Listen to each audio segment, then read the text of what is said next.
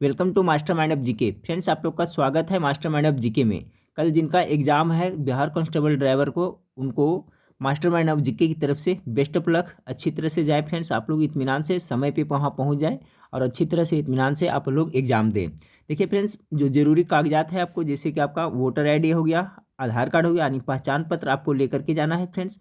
Without पहचान पत्र आपको एग्जाम में बैठने नहीं दिया जाएगा, ठीक है। तो सभी आप लेकर के जाइएगा। और ये फ्रेंड्स, ये वीडियो बना रहा हूँ मैं फ्रेंड्स आपके लिए, अभी देख लीजिएगा, इससे हो सकता है कुछ प्रश्न आ जाए। इसके बाद एक और वीडियो मैं अपलोड कर दूंगा फ्रेंड्स, उसको मॉर्निंग में आप लोग देख लीजिएगा। तो फ्रेंड्स, आप लोग वहाँ पर जाइएगा एग्जाम देने के लिए, तो 9 बजे वहाँ पर हर हाल में पहुँच जाए, समय से पहुँच जाइएगा। उसके बाद में फ्रेंड्स आपको आईडी प्रूफ लेकर के जाना है, वो सब लेकर के जाएँ और OMR शीट को अच्छी तरह से भरिएगा, ठीक है। इससे संबंधित किस तरह से भरेगा मैं वीडियो बना दिया हूँ फ्रेंड्स, जो नहीं देखें तो देख लीजिएगा। चैनल पर जो पहली बार विजिट कर रहे हैं, चैनल को सब्सक्राइब कर बेल आइकन को दबा दिया फ्रेंड्स, ताकि महत्वपूर्ण वीडियो का नोटिफिकेशन मिलता रहे। इसके बाद एक और वीडियो मैं अपलोड कर दूंगा फ्रेंड्स, ठीक है। तो देखिए मास्टर वीडियो फ्रेंड्स, तो इसमें देखिए हम लोग देखेंगे थोड़ा फास्ट देखेंगे फ्रेंड्स, कि देखिए आपको हो सकता है प्रश्न आपका कि बिहार में जितने अभयारण्य हैं उससे प्रश्न एक या दो प्रश्न पूछा जाता है, ठीक है। तो उसका देख लेते हैं, रिपीट कर लेते हैं। जैसे कि देखिए फ्रेंड्स, आपका भीम बांध अभयारण्य कहाँ है, तो मुंगेर जिला में पड़ता है। याद करते चलिएगा। गौतम बुद्ध वन्य जीव अभयारण्य कहाँ पड़ता है, तो गया में पड़ता है। कैमूर वन्य जीव अभयारण्य कहाँ पड़ता है, तो कैमूर में पड़ता है। उसके बाद देखिए गोगाबिल पक्षी विहार अभियान है जो कहाँ पड़ता है, तो कटिहार में पड़ता है। इंपॉर्टेंट है, पूछा जा सकता है। वाल्मीकि, ये भी इंपॉर्टेंट है, वाल्मीकि वन्य जीव अभयारण्य कहाँ पड़ता है, तो पश्चिम चंपारण में पड़ता है। उदयपुर वन्य जीव अभयारण्य कहाँ पड़ता है, तो ये भी पश्चिम चंपारण में पड़ता है। चलिए आगे है फ्रेंड्स आपका कि पंत वन्य जीव अभयारण्य कहाँ पड़ता है, तो नालंदा डिस्ट्रिक्ट में पड़ता है। नागी डैम पक्षी अभयारण्य, इंपॉर्टेंट है, कहाँ पड़ता है, तो जमुई में। तो सभी को देख ली फ्रेंड्स एक नज़र। कांवर झील वन्य जीव अभयारण्य कहाँ पड़ता है, तो बेगूसराय में पड़ता है। एक देखिए फ्रेंड्स था आपका नागी डैम था, ठीक है। एक नागी बांध पश्चिम बिहार है, ये भी है जो आपका जमुई में पड़ता है। चलिए अगला है फ्रेंड्स आपका विक्रमशिला डॉल्फिन वन्य जीव अभयारण्य कहाँ पड़ता है, तो भागलपुर में पड़ता है। कुमेश्वर स्थान पक्षी अभयारण्य कहाँ पड़ता है, तो दरभंगा में पड़ता है। नकटी डैम वन्य जीव अभयारण्य कहाँ पड़ता है, तो जमुई में पड़ता है। तो देखिए प्रमुख बिहार के अभयारण्य था फ्रेंड्स, एक नज़र इसको जरूर देख लीजिएगा। एक प्रश्न इससे पक्का पूछा जाएगा मेरे ख्याल से। चलिए और देखिए फ्रेंड्स, इसमें अभी हम लोग देखिए अभ्यारण फ्रेंड्स, और देखते चलते हैं कुछ महत्वपूर्ण प्रश्न जो बिहार से संबंधित है फ्रेंड्स। तो सभी है जो अच्छा है, एक बार एक नज़र जरूर देख लें। कह रहा है बिहार से नेपाल जाने के लिए सर्वाधिक किस हवाई अड्डे का प्रयोग किया जाता है, तो आपको रक्सौल हवाई अड्डा का प्रयोग किया जाता है। बिहार से नेपाल जाने के लिए कौन सा, रक्सौल हवाई अड्डा का प्रयोग किया जाता है। अगला देखिए प्रश्न पूछा जा सकता है फ्रेंड्स कि अब्दुल बारी पुल बिहार में कहाँ स्थित है, तो अब्दुल बारी पुल है जो बिहार में आपका सोनपुर में स्थित है। कहाँ स्थित है, सोनपुर में स्थित है। अगला सवाल आपका है कि बिहार में किस राष्ट्रीय राजमार्ग की सर्वाधिक लंबाई है। बहुत अच्छा सवाल है फ्रेंड्स। आपका कितना, 31, यानी NH नेशनल हाईवे 31 की लंबाई है जो बिहार में सबसे अधिक है। ये इंपॉर्टेंट क्वेश्चन है, याद रखिएगा, कितना, नेशनल हाईवे 31। अगला सवाल है फ्रेंड्स, उदंतपुरी विश्वविद्यालय की स्थापना किसने की थी, तो उदंतपुरी विश्वविद्यालय की स्थापना किसने किया था, तो गोपाल नरेश यानी गोपाल प्रथम ने किया था, ठीक है। गोपाल प्रथम ने उदंतपुरी विश्वविद्यालय की स्थापना किया था। उसी तरह से पूछा जा सकता है फिर आपको विक्रमशिला का, तो सभी जानते हैं धर्मपाल किया था फ्रेंड्स। फिर आपको नालंदा विश्वविद्यालय किसने स्थापना किया, तो कुमारगुप्त ने किया था। तो ये सब का कॉन्सेप्ट क्लियर रखिएगा। तो उदंतपुरी विश्वविद्यालय का गोपाल प्रथम ने स्थापना किया था। चलिए सवाल पूछा जा सकता है आपको फ्रेंड्स कि लोकनायक जयप्रकाश नारायण का जन्म कहाँ हुआ था, तो इनका कहाँ हुआ था, जयप्रकाश नारायण जी का जन्म बिहार के सारण जिले के सिताब दियारा गांव में हुआ था, ठीक है। संपूर्ण क्रांति की घोषणा इन्हीं की थे फ्रेंड्स। तो लोकनायक जयप्रकाश नारायण का जन्म आपका सिताब दियारा गांव में हुआ था, सारण जिले के, याद रखिएगा। अगला सवाल पूछा जा सकता है फ्रेंड्स कि बिहार केसरी के नाम से किसे जाना जाता है, तो डॉक्टर श्री कृष्ण को बिहार केसरी भी कहा जाता है। अगला सवाल पूछा जा सकता है आपसे कि बिहार सरकार द्वारा मुस्लिम महिलाओं के लिए कौन सी रोजगार परक प्रशिक्षण कार्यक्रम चला रही है, तो हुनर चला रही है। कौन सा, हुनर, किसके लिए, तो आपका मुस्लिम महिलाओं के लिए रोजगार परक प्रशिक्षण कार्यक्रम है ये, हुनर।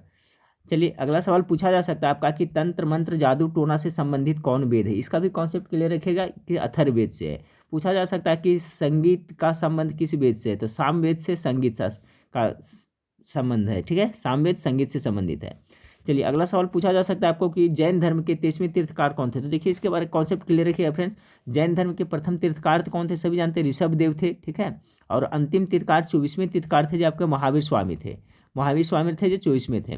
23वें कौन थे, तो पार्श्वनाथ थे, ठीक। इनके पहले वाले पार्श्वनाथ था जो 23वें तीर्थंकर थे। अगर जैन धर्म का संस्थापक पूछा जाए फ्रेंड्स तो ऋषिदेव हो जाएगा, और अगर जैन धर्म का वास्तविक संस्थापक पूछा जाए तो महावीर हो जाएगा। सब पहले पढ़ा चुका हूँ। देखिए ये पूछा जाता है 12वीं। उपनिषद है जो किसका वस्तु है, यानी विषय वस्तु है किस चीज़ का, तो ये सब दर्शन का है, दर्शन स्रोत है, यानी भारतीय दर्शन परंपरा का विषय वस्तु है। वेद शब्द का क्या अर्थ होता है, तो वेद का मतलब क्या होता है, ज्ञान होता है। अगला देखिए फिर पूछा जा सकता है गोत्र शब्द का सर्वप्रथम प्रयोग किस काल में हुआ था, तो गोद का हुआ था सबसे ऋग्वेद काल में हुआ था। गोत्र शब्द का प्रयोग हुआ जो ऋग्वेद काल में हुआ था। पूछा जा सकता है फ्रेंड्स कि राजा की उत्पत्ति का सिद्धांत किस ब्राह्मण ग्रंथ में मिलता है, तो ऐतरेय ब्राह्मण में मिलता है। राजा की उत्पत्ति का सिद्धांत किस ब्राह्मण ग्रंथ में मिलता है, ऐतरेय ब्राह्मण ग्रंथ में मिलता है। सवाल पूछा जा सकता है फिर बुद्ध के गृह त्याग की घटना क्या कहलाता था, महाभिनिष्क्रमण कहता है। इसका भी कॉन्सेप्ट क्लियर है फ्रेंड्स, कॉन्सेप्ट क्लियर रखेगा कि बुद्ध जब घर त्याग किए थे तो महाभिनिष्क्रमण, और जब उनकी मृत्यु हुई तो महापरिनिर्वाण, तो ठीक है एक नज़र देख लीजिएगा। चलिए और आगे है फ्रेंड्स आपका कि लाइट ऑफ एशिया, ठीक है, किसे जाना जाता है, तो लाइट ऑफ एशिया किसे कहा जाता है, गौतम बुद्ध को लाइट ऑफ एशिया कहा जा सकता है। हो सकता है प्रश्न पूछा जाए light of Asia Gautam Buddha को। अगला सवाल है फ्रेंड्स आपका कि देखिए प्रमुख दर्शन में उनके प्रतिपादक निम्नलिखित थे। इसका भी एक नज़र देख ले फ्रेंड्स, ठीक है। देखिए आपको समय बहुत कम है फ्रेंड्स, इसलिए मैं फास्ट रिवीजन करा रहा हूँ फ्रेंड्स, ये मास्टर वीडियो है तो देख लीजिए यहाँ पर एक नज़र, इसका भी देख लीजिए कि इससे दर्शन से भी पूछा जाता है, ठीक है। तो यहाँ पर देखिए सांख्य दर्शन, यहाँ पर मिस्टेक हुआ टाइपिंग में फ्रेंड्स। सांख्य दर्शन के आपके प्रतिपादक कौन थे, तो कपिल मुनि। सांख्य दर्शन के प्रतिपादक कौन थे तो आपका कपिल मुनि। यहाँ पर टाइपिंग में मिस्टेक हुआ है। सांख्य दर्शन के जो प्रतिपादक थे कौन थे, कपिल मुनि।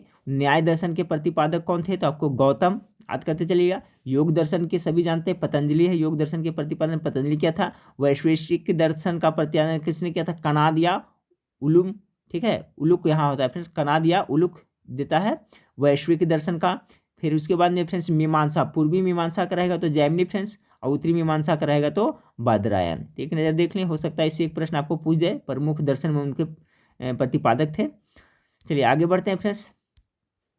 आगे के गौतम बुद्ध के समय प्रसिद्ध वैद्य जीवक को किसने अपने दरबार में स्थान प्रदान किया था, तो देखिए बिंबिसार ने इसको स्थान प्रदान किया था। जीवक था क्या, वैद्य था फ्रेंड्स, तो बिंबिसार था जो हर्यक वंश का संस्थापक था फ्रेंड्स।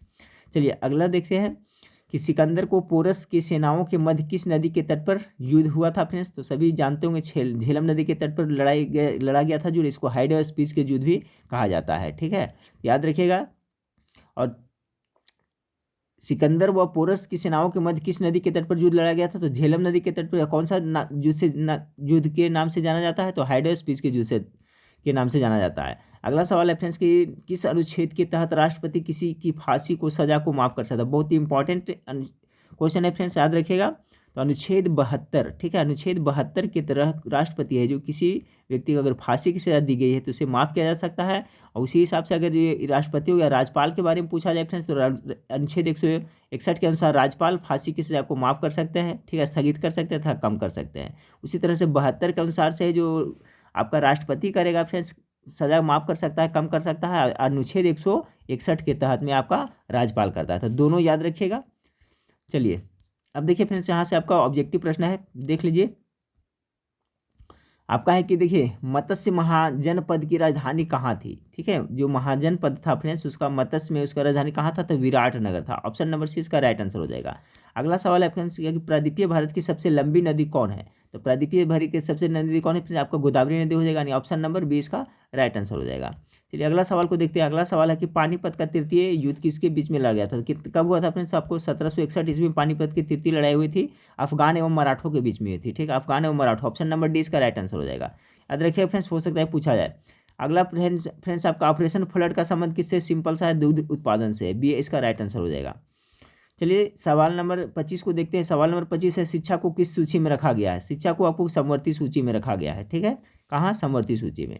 दलाल स्टेट कहाँ है फिर, हाँ फ्रेंड्स, तो सवाल नंबर 26 को देखिए। सवाल नंबर 26 है दलाल स्टेट कहाँ पर स्थित है, तो दलाल स्टेट आपका मुंबई में स्थित है, कहाँ, मुंबई में स्थित है।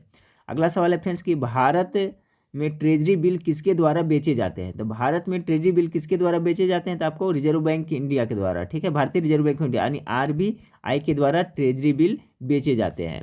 चलिए अगला सवाल को देखते हैं। अगला सवाल है गांधी इरविन समझौता कब हुआ था, डेट के साथ आ रखे फ्रेंड्स, हो सकता है प्रश्न कल पूछा जाए। तो गांधी और इरविन समझौता आपका हुआ था 5 मार्च 1931 ईस्वी में, यानी ऑप्शन नंबर सी इसका राइट आंसर हो जाएगा, गांधी इरविन समझौता। चलिए अगला सवाल पूछा जा सकता है आपको फ्रेंड्स कि भारत की प्रथम जनगणना कब प्रारंभ हुई थी। बहुत इंपॉर्टेंट क्वेश्चन है।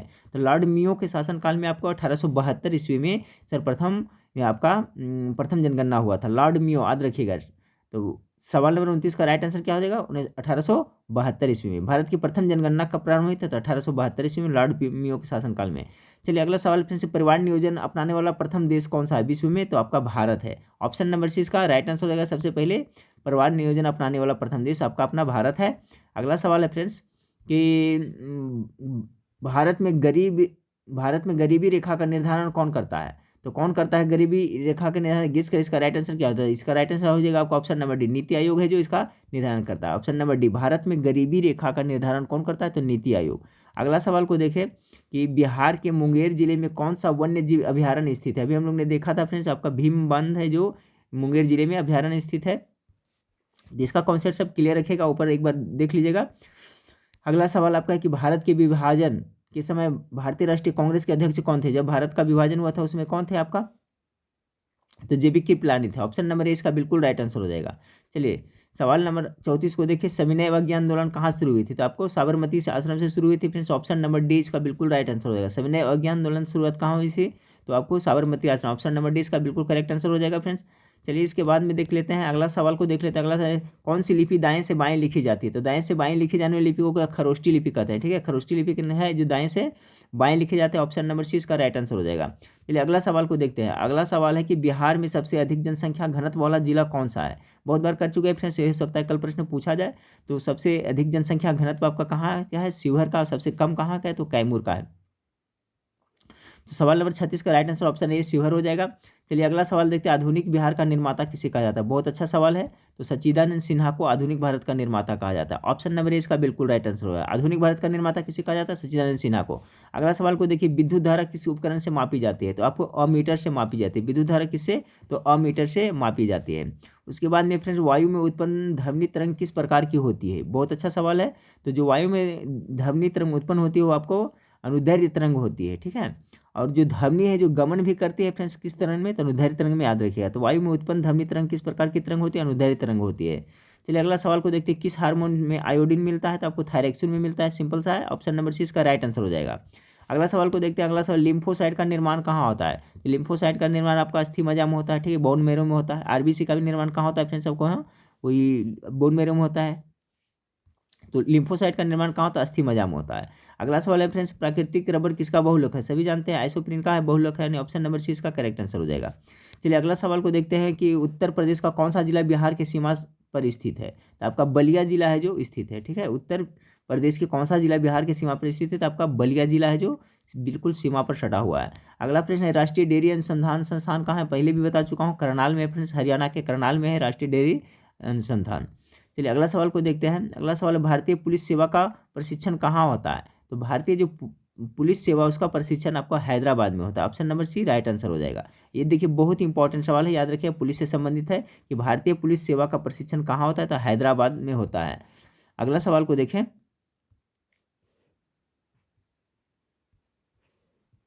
ठीक है फ्रेंड्स, भारतीय पुलिस सेवा का प्रशिक्षण कहाँ होता है, तो हैदराबाद में होता है। चलिए अगला, हड्डियों का अध्ययन किसके अंतर्गत किया जाता है फ्रेंड्स, तो याद रखिएगा ऑस्टियोलॉजी, लॉजी वाला सब क्लियर करके जाइएगा। ऑस्टियोलॉजी के अंतर्गत हड्डियों का अध्ययन किया जाता है। जैसे पोमोलॉजी के अंतर्गत फलों का अध्ययन किया जाता है। ओलोरिकल्चर के अंतर्गत आपको सब्जियों का अध्ययन किया जाता है। ठीक है, सेरिकल्चर, पिसिकल्चर सभी कर लीजिएगा फ्रेंड्स। और क्रांति जो बताए हैं, नीली क्रांति, पीली क्रांति, गुलाबी क्रांति, सब उसका भी कॉन्सेप्ट क्लियर रखिएगा आप लोग। चलिए है, जीएसटी किस तरह का कर है, बहुत ज़्यादा इंपॉर्टेंट प्रश्न है फ्रेंड्स। जीएसटी सबसे पहले असम में हुआ था फ्रेंड्स। असम ऐसा पहला राज्य था जहां जीएसटी लागू हुआ था फ्रेंड्स। तो जीएसटी कर है जो कैसा अप्रत्यक्ष कर का उदाहरण। देखिए बहुत अच्छा सवाल, याद रखिए, जीएसटी कर है कैसा अप्रत्यक्ष कर का उदाहरण है। अगला सवाल है कि गुप्त काल की स्वर्ण मुद्रा को क्या कहा जाता था, तो दिनार कहा जाता था। गुप्त काल में जो स्वर्ण मुद्रा होता था उसे दिनार कहा जाता था। अगला सवाल है, बिहार बंगाल से अलग कब हुआ था फ्रेंड्स, ये हो सकता है पूछा जाए। तो 1900 कितना में हुआ था, 12 में हुआ था। Right answer option number B हो जाएगा। अगला सवाल है, लोकसभा के स्पीकर को शपथ कौन दिलाता है। देखिए ये प्रश्न हो सकता है पूछा जाए। तो लोकसभा के स्पीकर है जो बनने के बाद है वो शपथ नहीं लेता है, यानी इनमें से कोई नहीं हो जाएगा। इसके बारे में डिटेल देख ले।